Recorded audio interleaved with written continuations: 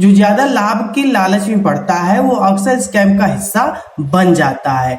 Network में सामानों या विचारों को शामिल नहीं किया गया तो एक प्रकार का स्कैम ही है। जानकारियां होने के बाद भी पैसे को दे करके पैसे कमाने की जो जिल्लत भरी व्यवस्था है उसमें कूदने की जो व्यवस्था है वही धोखा।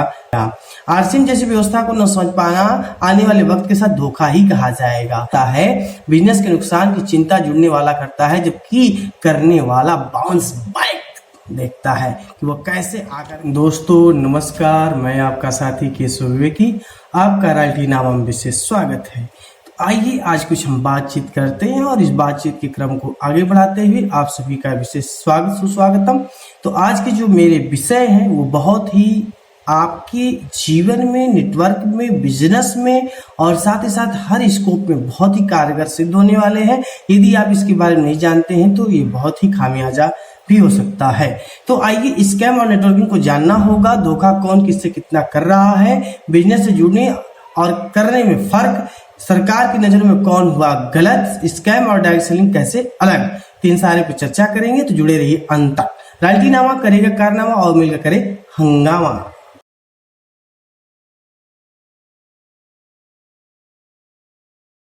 तो बात कर लेते हैं, स्कैम और नेटवर्किंग को जानना होगा। तो क्या है स्कैम और क्या है नेटवर्किंग?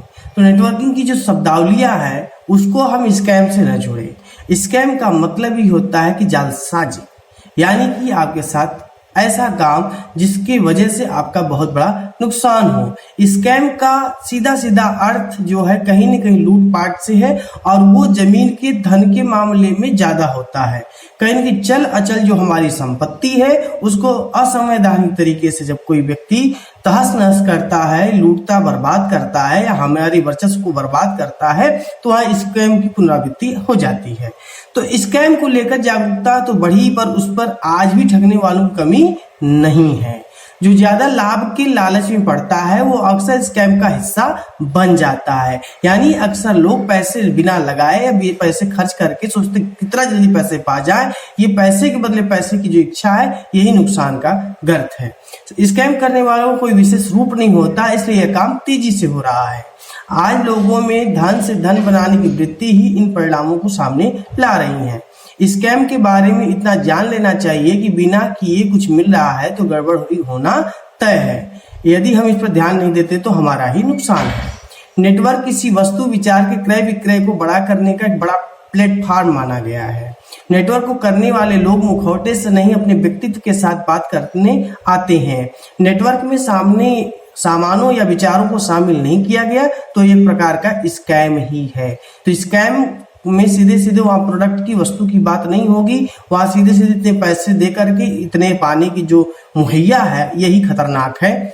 सामने जो सामानों को खरीदने और बेचने से भागते हैं वे अक्सर ही स्कैमों के हिस्से बनते हैं। देश को अच्छा नेटवर्क की व्यवस्था चाहिए, न कि कोई स्कैम का प्रोपोगंडा। तो आप प्रोपोगंडों में न फंसे बल्कि एक अच्छे नेटवर्क को अपनाएं जहां से आप सामानों को लोगों को बेचें और लोगों को दें, लोग स्वास्थ्य लाभ पाए और जीवन में स्वावलंबी बने और एक अच्छे जीवन को जीने का भागीदार बने। तो स्कैम से बचे, नेटवर्क को आगे बढ़ाएं। देखिए, धोखा कौन किससे कितना कर रहा है। सच बात यह है कि अगर मेरा वीडियो देख करके भी जो नेटवर्क नहीं कर रहा है वो खुद से धोखा कर रहा है।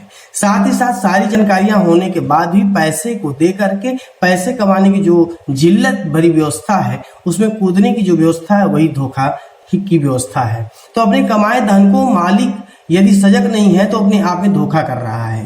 खर्च और बजट के समान समीकरण को संतुलित नहीं कर पाए तो भविष्य सही नहीं हो सकता। अपने हार को हार बनाने का काम आज सबसे बड़ा उपभोक्ता स्वयं कर रहा है। जो यूजर है वही खुद के लिए डिफॉल्ट कर रहा है। सबसे मुश्किल काम है किसी को उसके फायदे को बताकर सही बचत करा पाना। लाभ के लिए सभी परेशान है पर सही लाभ बताने का स्कैम समझ में आता है। यानी कि उनको सही रास्ता दिया जाए तो नहीं, लेकिन स्कैम पे चलेंगे। डायरेक्ट सेलिंग की व्यवस्था को जो जितना पहले समझेगा वो उतना ही पहले बड़ा काम कर पाएगा। आरसीएम जैसी व्यवस्था को न समझ पाना आने वाले वक्त के साथ धोखा ही कहा जाएगा। किसी को हारने से ज्यादा जिताने की कोशिश जिसे समझा नहीं वो उसका किया बेकार है। डायरेक्ट सेलिंग या नेटवर्क में या आरसीएम में ये ऐसी व्यवस्था है जहाँ स्कैम नहीं है, आपको स्किल डेवलपमेंट है। यहाँ डेवलपमेंट की बात किया जा रहा है, वहां सिर्फ एक व्यक्ति खुद को लूट करके अमीर बनता है। अपने आप में केवल स्वार्थों के अलावा नेटवर्क नहीं बनाया तो सारा किया बेकार होगा। नेटवर्क बदलते वक्त के साथ अपनी एक नई पहचान है, अपनों में अपनी एक नई पहचान है, इसे बेझिझक बनाना चाहिए, तभी आप एक सफल व्यक्ति कहलाएंगे। तो अब बात कर लेते हैं बिजनेस से जुड़ने और करने में फर्क। देखिए जैसे क्या है कि कोई काम व्यक्ति जब करता है तल्लीनता और शालीनता के साथ तो उसका मजा ही कुछ और है। और स्कूल में नाम लिखा देने से, पढ़ने न जाने से क्या विद्या हासिल हो सकती है? बिना काम किए जिंदगी में कोई परिणाम नहीं है। यदि आपने किसी काम में पसीना नहीं छुड़ाया तो उस काम करने का कोई मजा नहीं है। चेहरे की असल चमक तो नहाने से नहीं, पसीना बहाने से आती है। तो बिजनेस जुड़ने से और करने में फर्क है। बिजनेस से जुड़ने और करने में इतना बड़ा फर्क होता है कि जिसकी किसी ने कल्पना नहीं की होती है। बिजनेस से जुड़ने वाला अक्सर केवल वर्तमान के फायदे को देकर सिमट जाता है। बिजनेस की गहराई और भविष्य के आयाम को बिजनेस करने वाला ही जान पाता है। बिजनेस के नुकसान की चिंता जुड़ने वाला करता है, जबकि करने वाला बाउंस बैक देखता है कि वह कैसे आकर के जीवन को बदल सकता है। बिजनेस की खामियों और कमियों को खोजकर जुड़ने वाला टर्मिनेट हो जाता है। तो कमियां खामियां हमेशा बिजनेस में रहती ही रहती हैं, लेकिन टापो टापो ही बनता है जो आगे की ओर बढ़ता है। करने वाला अक्सर करो या मरो की ताकत से बिजनेस को बड़ा कर ले जाता है। मॉडल बनाने और उसे बेचने का काम बिजनेस करने वाला ही तय कर पाता है। पॉलिसी बनाने की अभिरुचि जितना करने वाले में होती है उतना जुड़ने वाले में नहीं होती। जुड़ने के लिए बिजनेस नहीं है, जीवन को बड़ा करना चाहते तो बिजनेस करना होगा।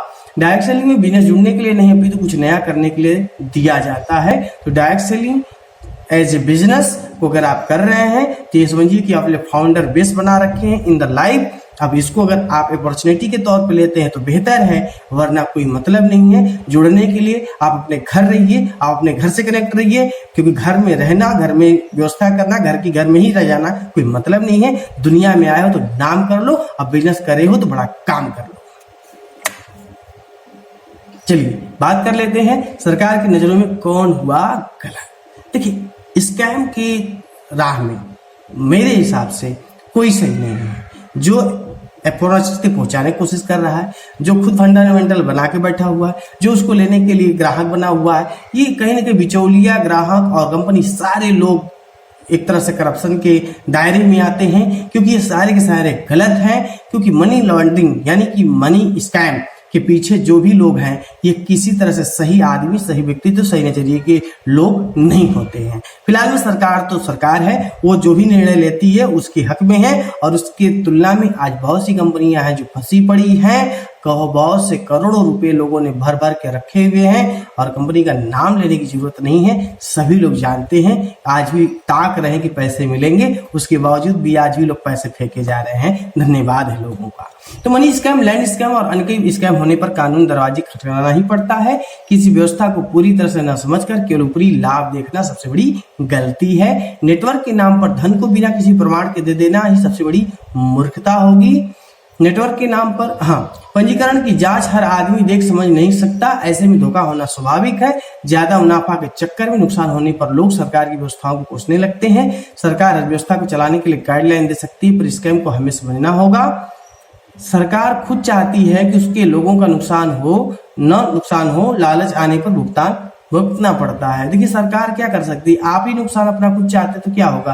भारत में किसी प्रकार की लूट को अंजाम देकर भागना संभव नहीं है, पर सतर्कता जरूरी है। धन लेकर बाद में धन के रूप में लाभ देने का वादा कहीं सच हो पाता है। बहुत कम लोग हैं जिनको फायदा हो पाता है।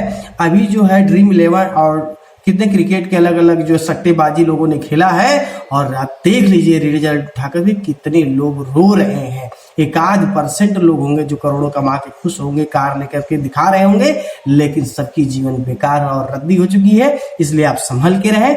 धन लेकर बाद में धन के रूप में लाभ देने का वादा कभी भी सच हो पाता है। धन लेने और देने वाला दोनों ही गलत होते हैं यदि वो धन स्कैम के अंतर्गत होता है। तो स्कैम के अंतर्गत कोई भी बसता है तो टाटा बाय। चलिए तो लाभ में बात कर लेते हैं। कम समय में स्कैम और डायरेक्ट सेलिंग कैसे अलग है।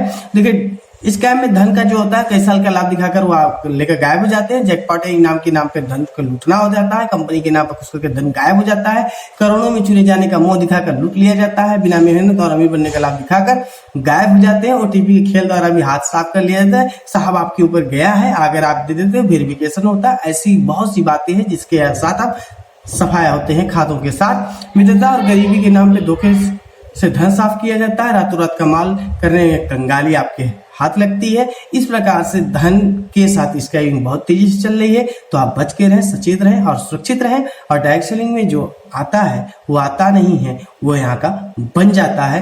तो यहाँ देखिए मनी स्कैम की कोई व्यवस्था नहीं है, खरीदने से लाभ होता है और सीधा धन कोई नहीं लेता है, काम करने पर इनाम हाथों हाथ दिया जाता है। ऐसा नहीं कि इतना भेजे तो इनाम आपके पास जाएगा, ये कोई व्यवस्था नहीं है।